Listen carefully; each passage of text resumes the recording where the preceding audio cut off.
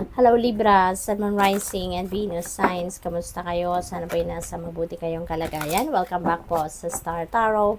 Kung bago kayo rito, welcome din kayo. Thank you for your support. I truly appreciate it. God bless you all.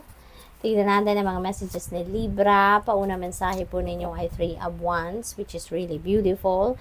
Kasi this is good fortune energy. This is travel energy. Kaya siguro ang mga plano ninyo rito na you are ready to implement now is related to expansion, no? And maybe yung expansion na yan is linked then to traveling. Kaya maaring magbabiyahe ang iba sa inyo rito, abroad or locally, but definitely that could be related to expansion, no? So yan ang napipick up ko dyan. At you know what, since this is good fortune energy as well, so siswertehin din siguro kayo sa mga transactions ninyo, sa mga lakad ninyo, sa mga pagbabiyahe ninyo. We have 4 of Pentacles. Ayan. So this is a reminder din para sa inyo, Libra, to manage your money wisely. Okay? Manage your resources wisely. Kasi parang siguro ang iba sa inyo may imbalance pagdating sa pagmamanage ng inyong mga kaperahan. Maaaring hindi ninyo nababalanse ang spending ninyo versus saving ninyo. Baka kasi hindi ninyo namomonitor, no, ang pasok at paglabas ng pera. Kaya ang tendency, kapag nagkakaroon na ng problema, tsaka nyo lang siguro napapansin na, ay nako, nag-overspend pala ako. Or nako, nasobrahan pala yung lagay ko ng pera sa savings, nagkamali ako ng kwenta, at meron pala akong na-neglect na bayarin, no, or financial obligations, yung mga ganon. So, this is a reminder for you, no, not keep an eye on your budget para mabalanse ninyo ang inyong pera. What else? We have 10 of Pentacles. Holy moly. So, this is really beautiful. This is wealth, Libra. So, maaaring merong kayamanan paparating dito. No? Baka kayamanan ito in the form of property or kayamanan ito in the form of cash, money, yung ganon. No? So, ano ito masayang pamilya din ang magkakaroon kayo rito. Kasi, baka yung needs ninyo, nandiyan na. No? So, siguro talaga, baka marami na din talaga kayong pera, marami na kayong ipon, maaaring na-establish nyo na yung inyong financial security and stability dito for the long term. Kaya masaya na ang lahat, kampante na ang pamilya na kahit anong oras, no, meron kayong mahuhugot na panggastos, no? So, good luck din sa'yo. We have 8 of Pentacles. Ayan. So, feeling ko rito, since katabi niya si 10 of Pentacles, yung trabaho siguro ninyo, ito yung konkretong source ninyo ng inyong kaperahan. Kaya siguro feeling secured na kayo, pati na ang lahat ng yung buong pamilya ninyo, dahil alam ninyo na yung source of income ninyo or yung source ng inyong finances ay siguro konkreto, no? Established kayo dyan, no, sa inyong trabaho siguro.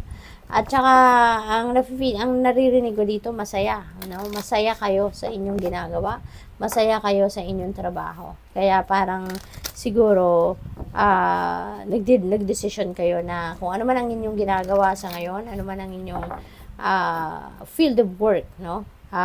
Siguro dyan na kayo. Happy na kayo, settled na kayo dyan. What else? We have thinker. Ayan. So, mag-isip, no? Nag-iisip dito si Libra. At maaaring ito yung pag-iisipan ninyo rito, no? Yung inyong pagbabudget, ang inyong pagmamanage ng inyong pera. So, siguro yun ang pag-aaralan ninyo, pag-iisipan ninyo. Baka kasi ang iba sa inyo, hindi rin kayo sanay talaga na nagbabudget kayo, no? Pagdating ng pera, whatever it is that is on top of your mind, then doon mapupunta ang pera. So, baka may mga ganong sitwasyon ng iba sa inyo dito. Kaya ngayon, maaaring mapapaisip kayo, no? Kung paano ko to gagawin, paano ko i-manage ang pera ko, how I'm going to to do this, no? So maybe ganon ang sitwasyon. We have number 46, regeneration. This is rebirth. There is a promise of rebirth dito.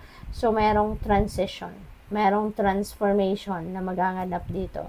Baka trabaho, baka may bagong trabaho ang iba sa inyo dito. Bagong pagkakakitaan, bagong source of income, or baka may additional na source of income, no? Additional money path ninyo, maybe ganon.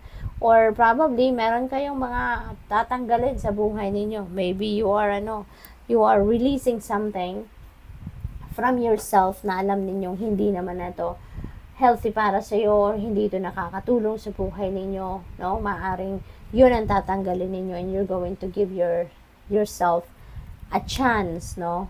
To reshape your life, kumbaga. Deep knowing, no? This is your wisdom, no? This is your wisdom. So, siguro ang iba sa inyo rito, ang dami na ninyong naipon, na alam, kaalaman, ang dami ninyo nang naipon lessons in life, no? In the past. Kaya siguro sa ngayon, you are going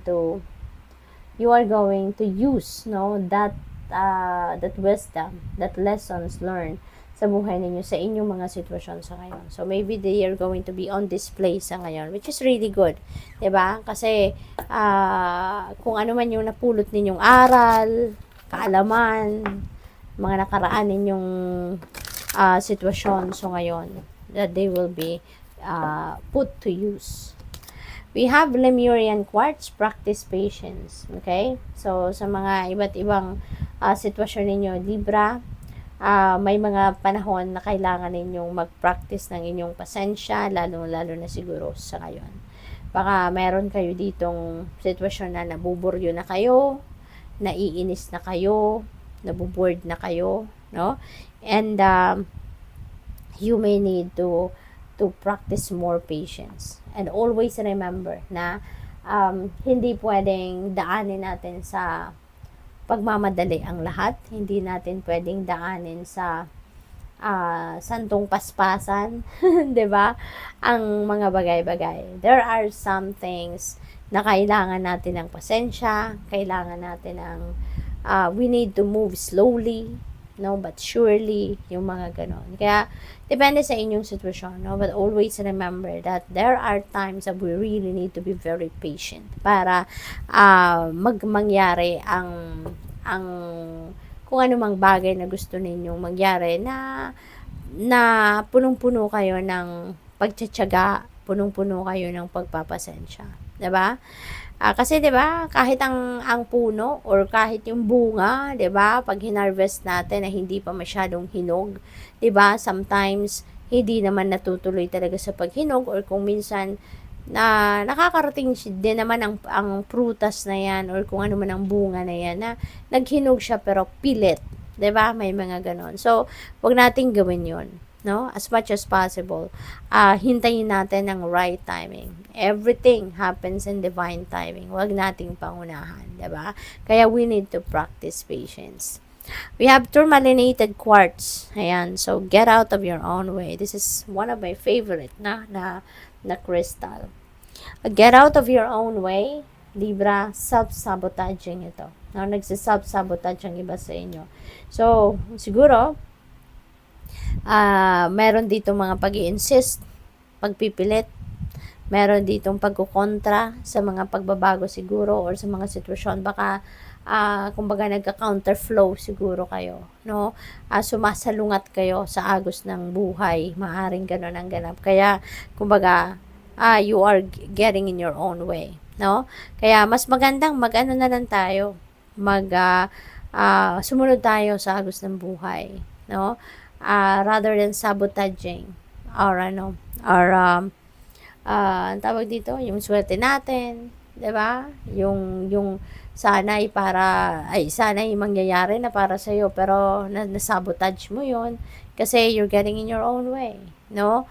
Siguro nagne-negative thoughts kayo, negative thinking kayo lagi, mga ganon, negative mindset, no? Kaya instead na papasok na yung magandang swerte, papasok na yung mga magagandang sitwasyon, nabablock, no? Kasi nagne-negative thinking kayo. So, maaaring ganon ang sitwasyon. So, it is important na lagi lang tayong isip ng positibo, no? Para hindi natin masabotage yung mga magagandang kaganapan sana na dapat ay dumating sa atin. We have fluorite, find peace within. Okay? So, siguro nababother kayo about something.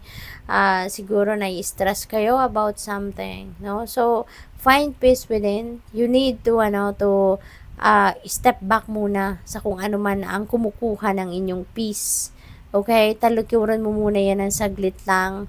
gather your thoughts, gather your feelings, okay? Para mag-ground din yung muli ang sarili ninyo para makabalik kayo sa balanse. Para makapag-focus kayo at makapag-concentrate kayo sa mga bagay na dapat ninyong pag-focusan, okay? So, good luck sa'yo. Thank you for watching. Love and light. Namaste.